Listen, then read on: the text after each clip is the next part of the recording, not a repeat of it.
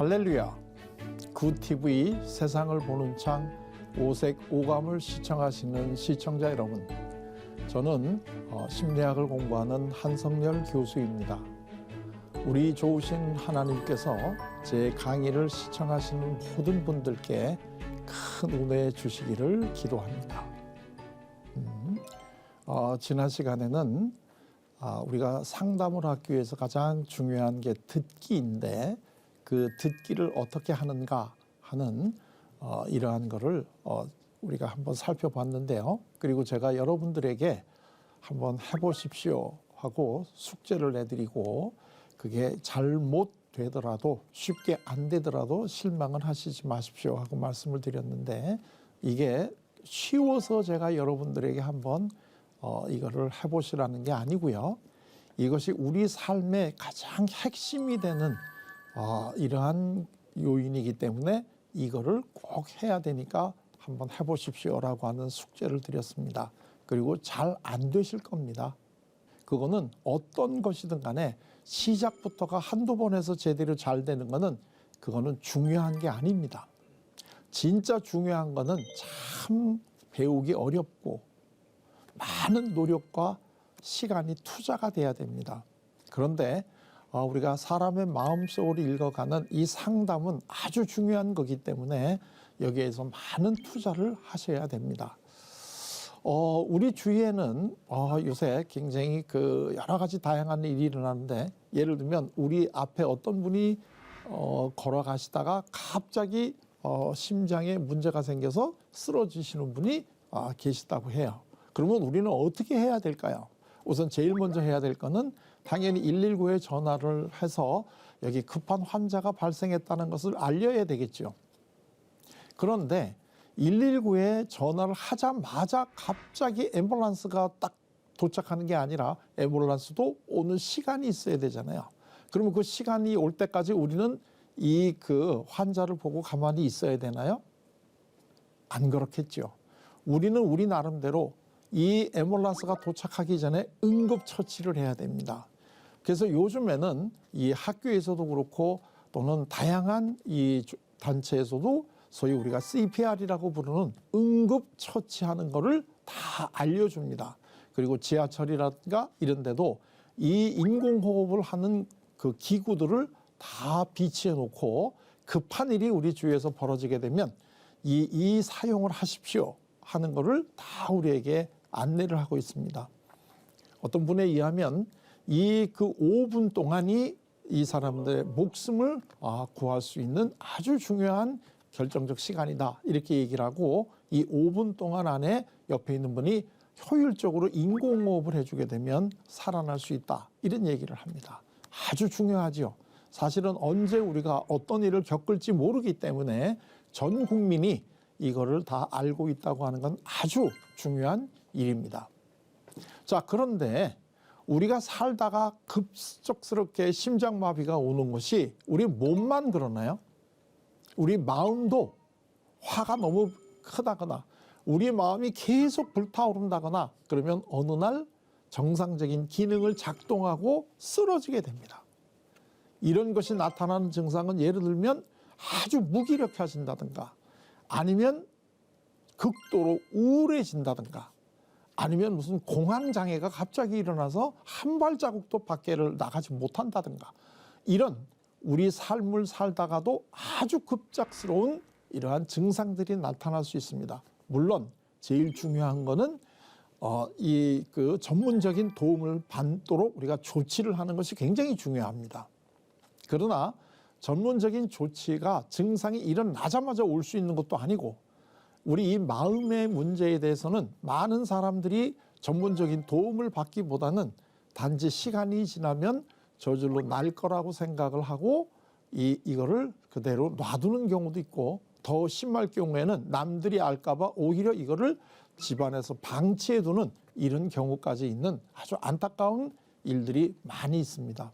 그렇다고 한다면 우리 모두가 어떻게 마음이 갑자기 멈추어서, 작동이 멈춰서 쓰러진 사람들, 이런 사람들에게 우리가 급한 이 응급처치를 할 수 있는가? 그게 바로 아까 얘기한 우리가 모두가 상담자가 돼야 되는 거고, 이 사람의 마음 속에 있는 이 억울함, 화, 이러한 것들을 풀어주는 것, 이것이 굉장히 중요하다, 이런 이야기를 합니다. 더더군다나 교회라고 하는 것, 그리고 우리가 예수님을 믿는 이러한 그 기독교인이라고 하는 것은 예수님을 구세주로 믿는 것이 제일 중요하지만, 또 하나 중요한 것은 예수님처럼 우리도 이 세상을 살아가야 된다는 것이 굉장히 중요합니다. 그러면 예수님이 원더풀 카운슬러이고 예수님이 많은 사람들의 마음에 이 짐을 가볍게 하는 삶을 사셨다면, 그 삶을 따라가는 우리들도 다 상담자가 돼서 우리 옆에 있는 이러한 사람들의 마음속에 있는 짐을 내려주는 이 상담의 기법을 익히고 있어야 됩니다. 이게 우리가 이거를 알아야 되는 굉장히 중요한 이러한 그 이유입니다. 그래서 이것이 한번 하니까 내가 안 된다, 이런 식으로 포기하시지 마시고 끊임없이 가족들과 대화를 하면서라도 이 상대방의 마음속에 있는 짐을 우리가 어떻게 이해하고 도와줘야 될까 하는 거를 이걸 배우셔야 됩니다. 다시 한번 우리가 그 예를 가지고 또 이 그 원리를 한번 또 살펴보도록 하겠습니다. 자, 이게 그 평범한 이 보통 이제 이 40대 가정에서 일어났던 일입니다.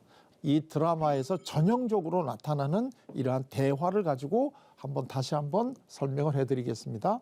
자, 이 남편은 평범한 40대 회사를 다니는 회사원이고, 이 남편이 이제 그 월급을 받으면 그걸 가지고 이 부인은 알뜰하게 살림을 하는 그러한 집입니다. 자, 그런데 남편이 어느 날 회사를 갔다 오면서 약간 화가 난 듯이 뭐라고 얘기를 하느냐면, 에이, 나 내일서부터 회사 안 간다, 이렇게 얘기를 했습니다.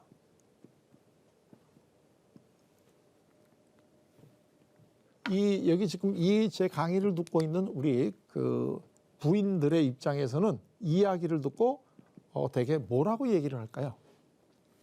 남편이 갑자기 에이, 나 내일서부터 회사 안 간다, 이렇게 얘기하면 부인이 뭐라고 대답을 할까요? 한번 여러분들도 마음속으로 한번 대답을 한번 해보십시오. 많은 이야기들이 제일 많이 나오는 게 왜? 무슨 일이 있었어? 이제 이런 질문도 하고요. 젊은 분들한테 며칠 전에 제가 물어봤더니 그 젊은 여성 한 분이 그러더라고요. 미쳤어? 이런 얘기도 한다 그래요. 이제 이런 얘기들. 자, 이런 얘기들을 주로 이제 하겠죠. 자, 그런데 이 부인은 뭐라고 얘기를 했느냐면, 그러면 우리 집은 뭐 먹고 살게? 이렇게 대답을 했습니다. 이 남편이 회사를 안 다니게 되면 수입이 없잖아요. 그러면 먹고 살기 굉장히 어렵죠.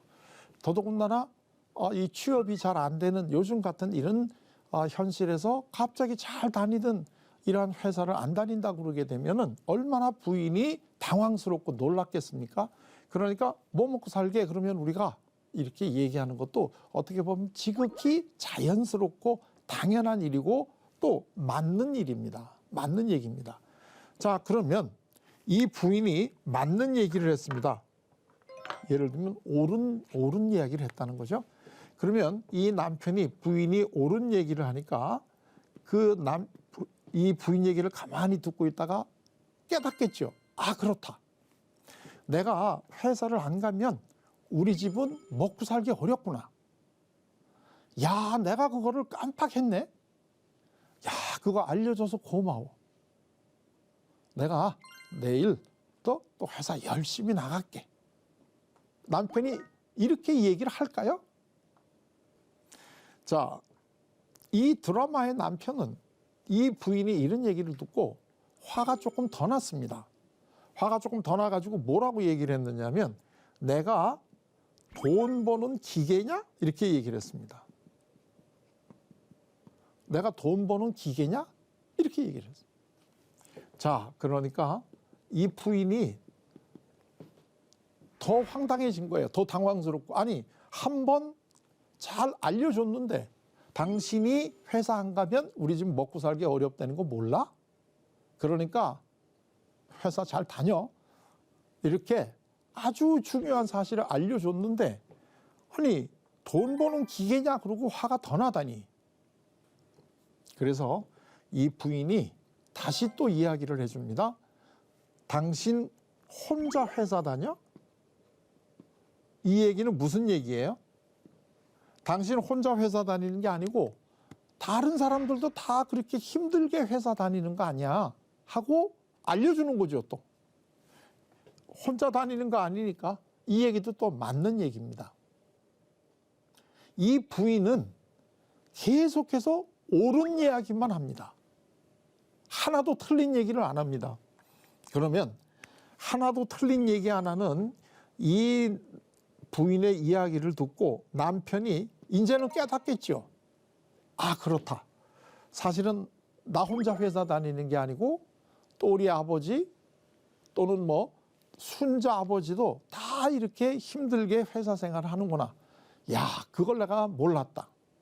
당신이 이렇게 중요한 사실을 나한테 알려줘서 내가 너무나 고맙다. 그러면서 부인의 손을 꼭 잡으면서 앞으로도 내가 모르는 게 있으면 지도 편달을 바래? 뭐 이렇게 꼭 부인 손을 잡고 그리고 굉장히 고마워하고 내일 아침에 회사 가겠죠. 그런데 이 남편은 정말 화가 났어요. 그래가지고 당신하고 얘기하느니 차라리 벽 보고 얘기하는 게 낫겠다 이러고 방으로 들어갔어요. 그랬더니 부인이 왜 이 결론 안 나고 방으로 도망가냐 이제 이러면서 따라가가지고 얘기하다가 그날 이 집 부부싸움을 했어요. 자, 이게 이 가족만 특수한 경우인가요? 여러분 가정은 안 그러신가요? 그 유명한 소설의 첫 문장으로 제일 유명한 거를 톨스토이의 소설 안나 까레리나의 소설 첫 문장이 이 문학사 중에서는 작품의 첫 문장에 제일 뛰어난 거다 이렇게 이제 우리가 평을 한다 그래요. 근데 그 내용이 뭔가요? 행복한 가정은 원인이 하나고 불행한 가정은 원인이 수없이 많다는 거예요. 각자 불행한 사람들을 왜 너 불행하냐 이렇게 물어보면 원인은 수백 가지가 되는데 행복한 사람한테 너 왜 행복하냐 이렇게 물어보면 답은 딱 원인은 하나라는 거예요. 자, 아마 여러분들이 무엇 때문에 지금 불편하고 불행한지는 모르겠지만 만약에 그것을 다양한 소재를 가지고 그거를 풀으려고 하면 문제가 굉장히 복잡해지지만 감정을 가지고 풀으려고 그러면 아주 간단합니다. 이게 지금 뭐죠? 이 남편은 왜 화가 났느냐 하면은 부인이 자기의 마음을 몰라준다는 것 때문에 화가 난 거예요. 내 마음을 몰라주는 거예요. 다시 얘기하면 우리가 지난 시간에까지 얘기한 내용을 통해 보면 대화에는 사리 대화가 있고 심정 대화가 있는데 이 남편은 지금 부인하고 심정 대화를 하고 싶은 거예요. 근데 이 부인은 남편과 지금 사리 대화를 하고 있는 거예요. 그 대개 경우에 어느 그 갈등이든지 간에 그 갈등은 다양한 소재가 있고 다양한 이유가 있겠지만 그거를 한 가지를 딱 잡아서 우리가 얘기한다면 아주 간단합니다. 대화 중에 화가 나는 거는 한 사람은 심정 대화를 하고 싶었는데 상대방이 사리 대화로 받아줬기 때문에 그렇습니다. 자, 지금 이제 이거를 이 왜 무슨 일 미쳤어? 이거는 전부 다 이거는 사리 대화입니다. 왜 그렇죠? 왜 회사 안 가는데 그거는 지금 회사 안 가는 이유를 알고 싶은 거잖아요. 그게 지식이나 정보죠. 회사를 안 가고 싶은 그 이유, 지식이나 정보를 알고 싶어 하니까 질문을 합니다. 그러니까 이거는 지금 사리 대화로 가는 거죠. 왜? 지식과 정보를 주는 건 사리 대화잖아요. 무슨 일, 이것도 마찬가지죠. 무슨 일이 있는지 내가 설명을 해야 되잖아요. 설명은 머리로 하나요? 마음으로 하나요? 설명은 머리로 하죠. 그렇기 때문에 이것도 사리 대화. 미쳤어라고 하는 것도 마찬가지죠. 자, 그리고 또 하나 여러분 이걸 보십시오. 왜 무슨 일 미쳤어? 이거의 주어가 누굽니까? 주어는 나지요, 나. 이 왜 남편이 회사 안 가는가 하는 거를 지금 알고 싶은 사람이 누굽니까? 부인이잖아요, 나. 무슨 일도 똑같죠? 미쳤어 하고 물어보는 것도 누가 지금 상대방이 미쳤는지 궁금한 게 누구예요? 나죠. 그러니까 이 대표적인 이 주어가 전부 다 나로 된다는 거야. 그리고 나하고 그다음 뭐가 되죠? 생각. 지식이나 이 그 정보는 다 머리로 하는 거잖아요. 머리. 그러니까 이거는 생각이 되는 거죠. 그러니까 이건 아주 기본적으로 사리 대화의 형식을 따르고 있는 거죠. 나 생각. 자, 그러면 이거를 우리가 심정 대화로 한번 바꿔보도록 해봐요.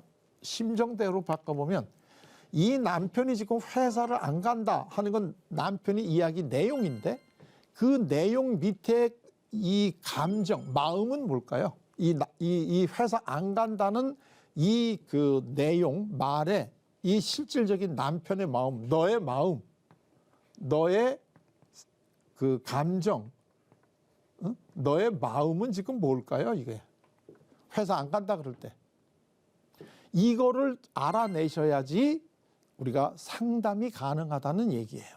왜? 상담은 그 사람의 마음속에 있는 감정, 너의 감정을 알아내는 거니까.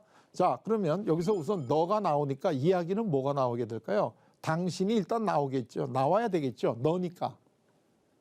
그 다음에 당신이 이런 얘기할 때 그 마음은 뭘까요?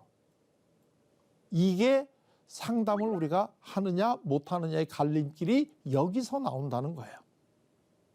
그리고 이거를 우리가 별로 일상생활에서 연습을 안 했기 때문에 이 심정 대화를 나누는 게 그게 쉽지가 않다 하는 이유가 바로 여기에 있는 거예요. 여기선 제대로 하려면 당신 회사 안 간다는 거는 아주 간단하게 얘기하면 뭐예요? 오늘 회사에서 기분 나빴다든가 뭔가 당연히 회사 안 간다 그럴 때 이 사람의 마음속에 있는 감정은 당연히 부정적인 감정이겠죠. 내가 기분이 좋은데 회사 가기만 하면 기분이 좋은데 회사 안 갈 사람이 어디가 있겠습니까? 만약에 어느 그 성도님이 나 내일서부터는 이제 교회 안 나올래요. 다음 주부터 교회 안 나올래요. 이렇게 얘기했다고 여러분에게 그래봐요. 여러분은 뭐라고 반응을 합니까? 제일 먼저. 왜? 교회에서 무슨 일이 있었어? 되게 우리가 이런 식으로 얘기를 하니까 이 사람은 내 마음을 몰라주는 거예요. 나한테 이유를 설명하게 만드니까. 자, 그럴 때 뭐라고 얘기를 해야 되느냐? 이게 굉장히 중요하다는 거죠. 자, 그러면 만약에 부정적 감정이니까 예를 들면 뭐겠어요? 화가 났을 수 있잖아. 오늘 회사에서 어떤 일이 있어가지고 내가 화가 나면 에이씨 나 내일서부터 회사 안 갈래. 되게 이런 식으로 우리가 말하지 않습니까? 그러면 뭐라고 얘기하면 되나요? 당신 화가 많이 났네.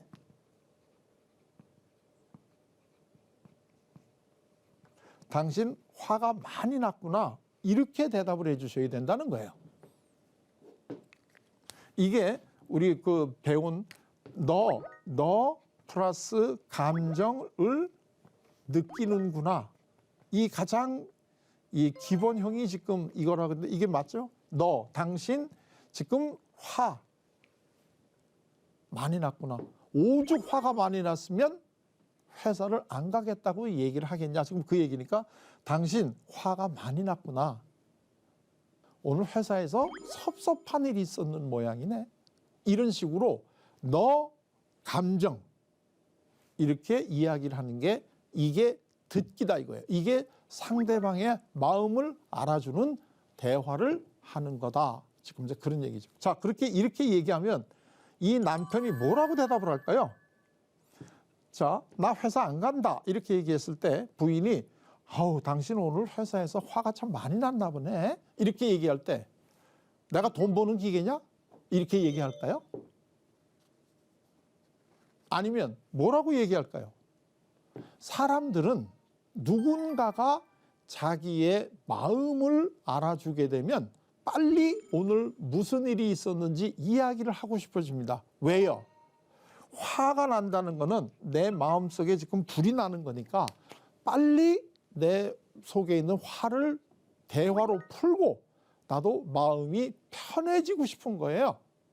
그렇기 때문에 누구라도 내 이야기를 들어준다고 하면 비록 그것이 나의 자식이라고 할지라도 내 마음을 알아주게 되면 아버지는 얼마든지 자식에게 오늘 회사에서 어떤 일이 일어나서 내가 화가 났다 하는 것을 설명을 하게 돼 있어요. 빨리 내가 그 부정적 감정에서 벗어나야 되니까. 그러면 남편이 뭐라고 대답하겠어요? 글쎄 말이야, 오늘 회사에서 김 부장님이 내가 하지도 않은 일 가지고 내가 했다고 자꾸 나한테 그 야단을 치는 거야. 이렇게 이제 이유가 나오겠죠. 그러면 얼마나 억울하겠어요. 그러면 부인이 또 뭐라고 얘기할까요? 당신 오늘 정말 억울했구나. 억울했겠다. 이렇게 대답을 해주는 거예요. 이게 바로 심정 대화라는 거예요. 계속해서 지금 뭘 해줘요? 너 감정, 너 감정. 이렇게.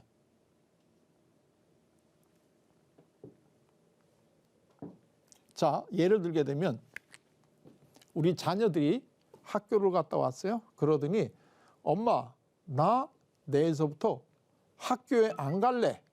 자, 이렇게 얘기했다 그래요. 그러면 뭐라고 대답을 하시나요? 평소에?